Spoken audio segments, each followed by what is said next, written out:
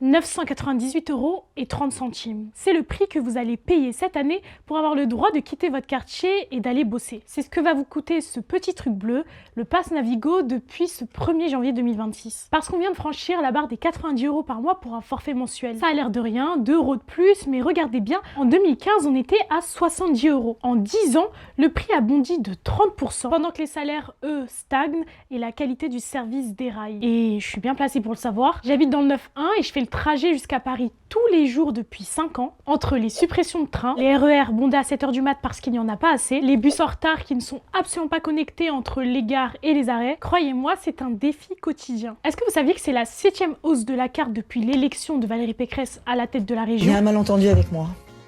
C'est ma blondeur. Et derrière ces chiffres, il y a une réalité sociale qu'on ne peut plus ignorer. Aujourd'hui, on nous demande de payer pour compenser les dettes et les investissements, mais pour beaucoup, c'est limite une taxe du travail. Et ne croyez pas que c'est qu'un problème de Parisiens. En province, entre l'essence qui flambe et les trains régionaux qui disparaissent, on vit la même chose, on nous enferme chez nous. Et là, le transport devient alors un facteur d'exclusion sociale. Se déplacer devient un luxe qu'on ne peut plus s'offrir. De toute façon, habitant dans le 9-1, j'avais pas forcément ce luxe. Je vais vous raconter un truc. Fin 2024, pour valider mon bachelor de journalisme, j'ai passé un mois en immersion pour réaliser un documentaire. Je suis allée dans une banlieue de chaque département d'Île-de-France: Sarcelles, Grigny, le 18e, Créteil, Nanterre, Trappes, Meaux et Saint-Denis. Je voulais comprendre ce que ça signifiait réellement d'être enclavé. Mon objectif, c'était de montrer que l'enclavement n'est pas que géographique, il est social, parce qu'à force d'augmenter les prix et de complexifier les trajets, on crée des murs invisibles. Et le transport, c'était le sujet fondamental de ce docu. J'ai rencontré des habitants qui renonçaient à des opportunités parce que le trajet était trop cher ou trop loin, des familles qui s'isolent ou qui galéraient juste pour aller chez le médecin. Et c'est un phénomène qu'on retrouve aussi en province avec la dépendance totale à la voiture. Bref, l'info, c'est pas de constater une hausse de 2 €, c'est de comprendre comment elle fragilise ceux qui sont déjà à la marge. Un de ces quatre, je vous partagerai des extraits de ce documentaire pour qu'on en discute. En attendant, dites-moi, pour vous, le transport, c'est devenu un frein à vos projets ou ça reste accessible? Et abonne-toi, on continue pour plus de décryptage.